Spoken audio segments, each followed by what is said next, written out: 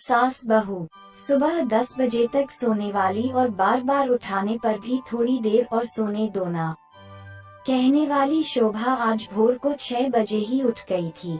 इतना ही नहीं, उसने सबके लिए चाय बनाई, पेपर लेकर आई, बगीचे में पानी दिया और पापा को सुबह मॉर्निंग वॉक के लिए भी उठाया। सभी लोग शोभा को बड़ा आश्चर्य से देख रहे थे। सभी का एक ही सवाल था, शोभा तुम ये क्या कर रही हो? शोभा ने धीरे से जवाब दिया, 3 महीने हो गए हैं मेरी शादी तय हुए। वहाँ पर कौन होगा मेरे आगे पीछे घूमने वाला? वहाँ तो सब मुझे ही करना होगा। बस इसलिए आज से शुरू कर दिया। घर की बेटी को इतना समझदार होते हुए देख सबको खुशी हो रही थी और साथ साथ बुरा भी लग रहा था। बुरा लगने जैसी बात भी थी क्योंकि अब वह हमेशा के लिए उनको छोड़कर उसके ससुराल जाने वाली थी। 1 और महीना बीत गया और आखिरकार शोभा की शादी हो गई। वह अपने ससुराल आ गई। सुबह समय पर जाग पाएगी या नहीं, इसी विचार में वह रात भर सो ही नहीं पाए। सुबह होते ही उसने नहाया और पूजा की और खाना बनाने की तैयारी करने लगी। वह सोचने लगी कि आज खाने में क्या बनाया जाए जो बड़े और बच्चे दोनों को पसंद आए। तभी पीछे से एक मीठी आवाज आई। शोभा ने पीछे मुड़कर देखा तो उसकी सासू माँ थी। अरे बेटा, इतनी जल्दी क्यों उठ गई? शादी की भाग दौड़ में थक गई होगी, ऊपर से घरवालों की याद भी आती होगी और मैं जानती हूँ रात को ठीक से सो भी नहीं पाई होगी। ऐसे तो तुम्हारी तबीयत खराब हो जाएगी। शोभा मन ही मन सोचने लगी, मेरी सासू माँ तो बिल्कुल वैसी नहीं है जैसी मैं सोच रही थी। मैं तो डर के मारे कितने दिनों से सुबह जल्दी उठने का प्रयास कर रही थी। यहाँ तो परिस्थिति बिल्कुल अलग है। शोभा ने कुछ काम खत्म ही किया था कि तभी सासू माँ ने आवाज दी, बेटा इधर आओ, देखो तो सही मैं क्या बना रही हूँ। मटर पनीर, पराठा और गाजर का हलवा। अरे वाह, ये तो सभी मेरी फेवरेट डिश है। शोभा बोली। उसे तो कुछ समझ में नहीं आ रहा था। उसे लग रहा था जैसे ये सब सपना है।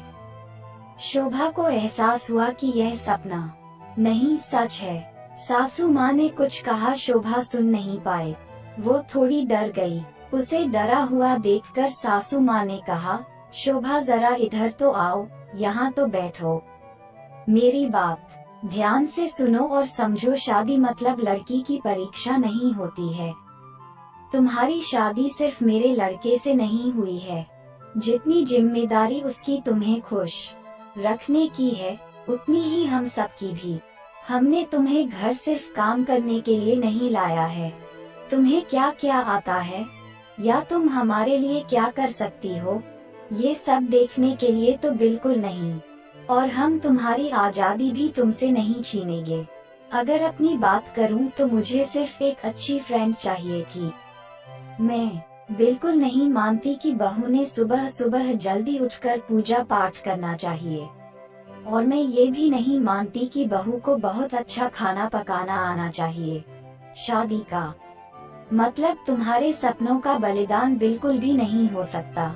बल्कि मैं तो कहूँगी कि शादी का मतलब तुम्हारे सपनों को और ज्यादा ऊंची उड़ान देना होना चाहिए। हम सब हमेशा तुम्हारे साथ हैं, हर दिन हर पल। शोभा की शादी को अब 10 साल बीत चुके थे।